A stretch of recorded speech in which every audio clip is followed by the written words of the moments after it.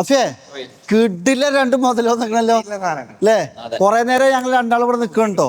മുതല് അറിയുമ്പോ അസിമോനല്ല, അസിമോനാണ് നിൽക്കുന്നുണ്ട്. രണ്ട് വണ്ടി ഇവിടെ ഉണ്ട്.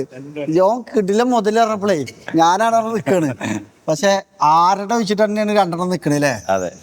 ഏതൊരു വണ്ടി ഇപ്പൊ വണ്ടിപ്രാന്തന്മാരെന്ന് പറയുന്നത് പേടിയാണ്. വണ്ടി പ്രേമിയുടെയും വണ്ടി ഇഷ്ടപ്പെടുന്ന ആളുകളുടെയും ബക്കറ്റ് ലിസ്റ്റിലൊരു വണ്ടിയേക്കാരം ജീപ്പ് റാംഗ്ലർ റുബിക്കോൺ. ഇത് ജീപ്പ് റാംഗ്ലർ അൺലിമിറ്റഡ് അറിയുന്ന മോഡലാണ്. ഇത് റുബിക്കോൺ അല്ലേ? രണ്ടും ഒരേ സെഗ്മെന്റ് ആണെങ്കിലും രണ്ട് സാധനമാണ്. ഒന്ന് ബ്ലാക്കും ഒന്ന് റെഡും. ഇന്ന് പുതിയൊരു വണ്ടി വേണമെന്ന് ഇത് ഷോറൂമിൽ പോയി കഴിഞ്ഞാല് വണ്ടികൾ ഇന്നും നാളൊന്നും കിട്ടൂല. രണ്ട് വണ്ടികളും റെഡി ടു ഡെലിവറി വരിക, വാങ്ങാ, പോവാ, ഓട്ടുക.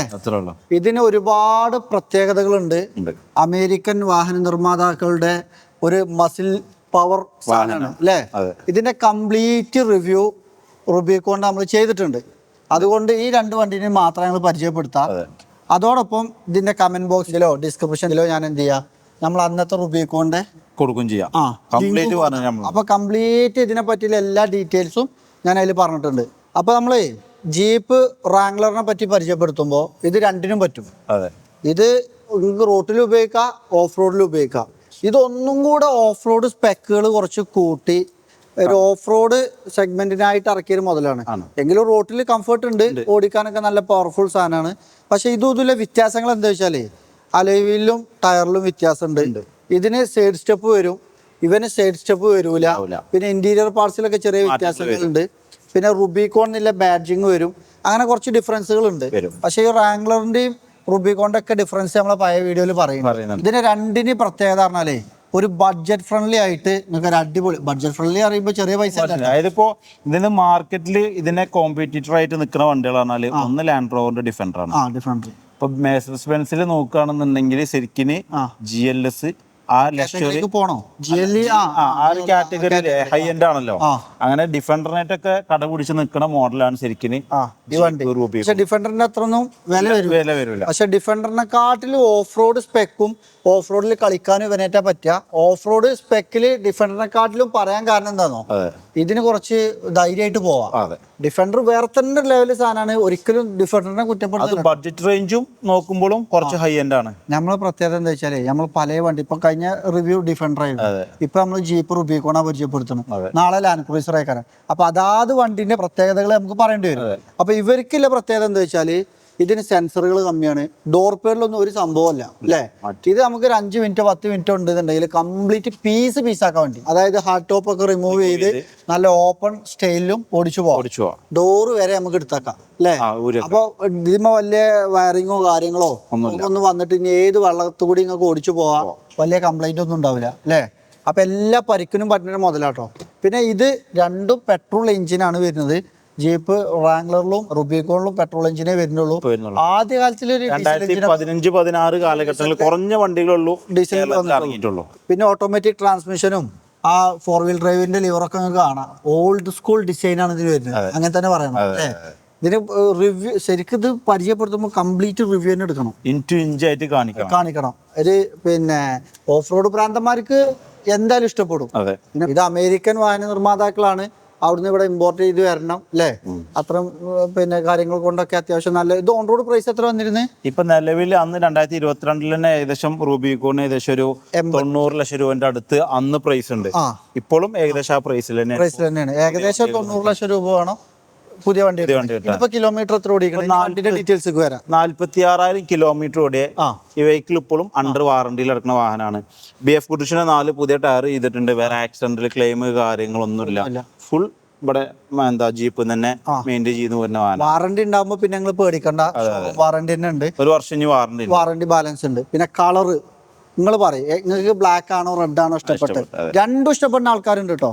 ബ്ലാക്കിനെ ഇഷ്ടപ്പെടുന്ന ആൾക്കാരുണ്ട്, റെഡിനെ ഇഷ്ടപ്പെടുന്ന ആൾക്കാരുണ്ട്, വൈറ്റിനെ ഇഷ്ടപ്പെടുന്ന ആൾക്കാരുണ്ട്. എല്ലാ കാറ്റഗറി ആൾക്കാരും ഉണ്ട്. നമ്മൾ ഒന്നിനും എടുത്ത് പറയാൻ പറ്റൂല. റെഡ് ആവുമ്പോ ഒന്ന് ബ്രൈറ്റ് ആയിട്ട് ഇങ്ങനെ കാണും, ബ്ലാക്ക് ആവുമ്പോ ഇത് ഈ വണ്ടിയിലും വേണമെങ്കിൽ നിങ്ങൾക്ക് വീലും ടയറൊക്കെ ഒന്ന് മാറ്റി കഴിഞ്ഞാൽ ഇത് കയറ്റാം. ആളുകളുണ്ട്. ഇത് ഒറിജിനാലിറ്റിയിൽ കമ്പനി ലുക്കിൽ തന്നെയാണ് ഉള്ളത്. രണ്ട് വണ്ടി നിങ്ങള് ഓടിച്ചു നോക്കണം. ഒരു തരി അനങ്ങിയിട്ടില്ല വണ്ടി രണ്ടും. ഇത് എത്ര കിലോമീറ്റർ? ഇത് 24,000 കിലോമീറ്റർ സിംഗിൾ ഓണർ. 24,000 കിലോമീറ്ററും 46,000 കിലോമീറ്ററാണ് വണ്ടി ഓടിയിട്ടുള്ളത്. നല്ല പുതുപുത്തൻ വണ്ടിന്റെ കണ്ടീഷൻ. ഓഫ് റോഡോ കാര്യങ്ങളോ ഇപ്പൊ നിലവില് ഈ വണ്ടി ഇന്നലെ ഞങ്ങൾ പർച്ചേസ് ചെയ്ത് ഒരു പോളിഷിങ് പോലും ഞങ്ങൾ ചെയ്തിട്ടില്ല. നിങ്ങൾക്ക് വണ്ടി വരുമ്പോൾ ഒരു സെറാമിക് പോളിഷ് ഒക്കെ ചെയ്ത് ഒരു പുതിയ വണ്ടി കൈമാറുന്ന പോലെ കൈമാറാൻ പറ്റും അല്ലേ. ഇതിന്റെ റുബിക്കോണിന്റെ ഇന്റീരിയർ ഒക്കെ ഒന്ന് കാണട്ടെ നിങ്ങള്. ആ റെഡ് കളറാണ് വ്രാംഗ്ലറിനെക്കാട്ടും അഡീഷണൽ വരുന്നത്. പിന്നെ അധിക ഫീച്ചേഴ്സ് കുത്തി നിറച്ചിട്ടില്ല പരിപാടിയൊന്നുമില്ല. പിന്നെ എവിടെ നിങ്ങൾക്ക് പിടിച്ചിരിക്കാൻ പറ്റിയ സെറ്റപ്പ് ഒക്കെ ഉണ്ട്. ഇതൊരു ഓഫ് റോഡ് സാധനമാണ്. കംപ്ലീറ്റ് ഒരു ഓൺ റോഡ് നോക്കുന്ന ആളുകൾക്ക് സത്യം പറഞ്ഞാൽ പറ്റൂല.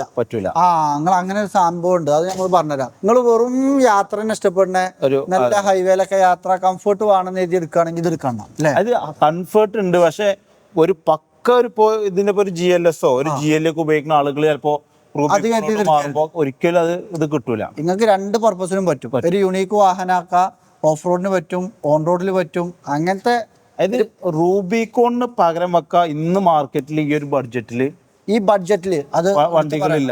നമുക്ക് 60 ലക്ഷം രൂപന്റെ അടിയിലായിട്ട് രണ്ട് വണ്ടിക്ക് നമ്മൾ പ്രൈസ് ആസ്ക് ചെയ്യുന്നുണ്ട്.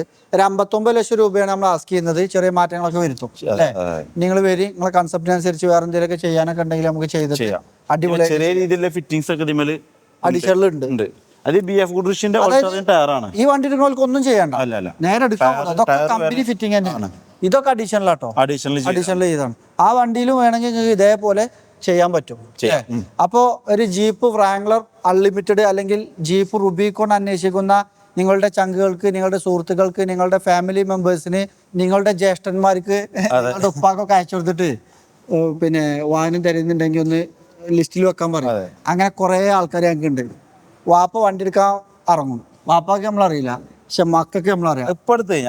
ഒന്നൊന്നല്ല, നമുക്ക് ഒരുപാട് അനുഭവം. ഒറ്റ പിടിച്ചേക്കാരെ വാപ്പാന്റെ കയ്യുമേ സഫാരി കാർസ് കൊണ്ട് പോരുന്നത്. ഇന്നലെ വൈകിട്ട് രാത്രി ഒരു 9 മണിക്ക് അപ്പൊ കസ്റ്റമർ വീഡിയോ കാണുന്നുണ്ടാവും. പുള്ളി എന്നോട് പറയാണ്, എടാ എനിക്ക് സത്യം പറഞ്ഞാൽ ആ വണ്ടി എടുക്കാൻ എന്തില്ല താല്പര്യമില്ല, പക്ഷെ എന്റെ മോൾക്ക് ആ വണ്ടി കണ്ട് നിങ്ങളെ ഷോറൂമിൽ വന്നതിന് ശേഷം ഞങ്ങൾ തമ്മിലിപ്പോ തർക്കത്തിലാണ്, അപ്പൊ നമുക്കത് കൺഫേം ചെയ്യാം. പുള്ളിക്ക് ഇഷ്ടമല്ല, പക്ഷെ മോൾ എന്ത് ചെയ്യുന്നില്ല, ബുക്ക് ചെയ്തു, പേയ്മെന്റ് കയറി. അപ്പൊ ഒരുപാട് വണ്ടി, അത് ഇനിയും പറയണ്ട, വണ്ടി പ്രേമികൾ പെൺകുട്ടികളായിട്ടും ആൺകുട്ടികളായിട്ടും ഞങ്ങൾക്ക് ഉണ്ട് അല്ലേ. അപ്പേ ചാനൽ ആദ്യമായിട്ട് കാണുന്നവരൊക്കെ സബ്സ്ക്രൈബ് ചെയ്ത് കൂടെ മറക്കരുത്. ചെറിയ വീഡിയോസുമായിട്ടൊക്കെ വീണ്ടും വരാം. പുതിയ കളക്ഷൻസ് വന്നുകൊണ്ടിരിക്കുന്നുണ്ട്. നമ്മളെ കുറച്ച് സ്പെഷ്യൽ കളക്ഷൻസ് ഉണ്ടായിരുന്നു, അതൊക്കെ ബുക്കിംഗ് ആയി സെയിലായി പോയി. കളക്റ്റീവ് കാർസ് ആക്കി വാങ്ങിയിടാൻ പറ്റിയ വണ്ടികളാണ്. നമ്മൾ കൊടുത്താലും വേറെ റെഡ് റൂബിക്കോൺ വേണമെന്ന് പറഞ്ഞു വന്നാൽ കിട്ടൂല. പിന്നെ സക്കിമോ പറയണ മാതിരി തോന്നുമ്പോ കിട്ടൂല, കിട്ടുമ്പോ വാങ്ങാം അല്ലേ. അപ്പൊ തീർച്ചയായിട്ടും പുതിയ കളക്ഷൻസ് വരുന്നതോടുകൂടി ഞങ്ങൾ അപ്ഡേറ്റ് ചെയ്യുക. ആ അപ്ഡേഷൻസ് അറിയാൻ വേണ്ടിയിട്ട് സബ്സ്ക്രൈബ് ചെയ്ത് ഫോളോ ചെയ്ത് ഞങ്ങളെ കൂടെ മറക്കരുത്. സ്പെഷ്യൽ കളക്ഷൻസ് ഉണ്ടായിരുന്നു, 1-2 സെയിലായി പോയിട്ടുണ്ട്. നിങ്ങളുടെ വാഹനങ്ങൾ വിൽക്കാൻ ആഗ്രഹിക്കുന്ന ആരെങ്കിലും ഉണ്ടെന്നുണ്ടെങ്കിലും താഴെ കാണുന്ന നമ്പറിൽ കോൺടാക്ട് ചെയ്യാൻ മറക്കരുത്. Thank you.